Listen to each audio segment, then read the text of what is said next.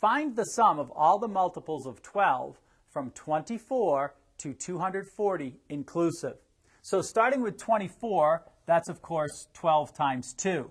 Then 12 times 3 is 36, 12 times 4 is 48, and then of course we're going to keep going all the way up to 240.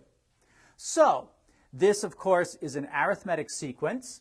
A sub 1 is 24, D of course is 12, and N, that's what we want to determine. Well, we want to go up to 240. Now 20 times 12 is 240. But remember, we started at 24.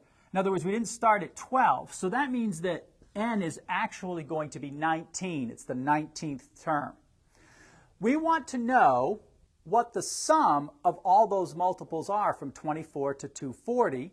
And therefore, we use the formula S equals N divided by 2 times the sum of A sub 1 plus A sub N. So the sum would be equal to 19 divided by 2 times the sum of 24 plus 240. That would be, the sum equals 19 halves of 264.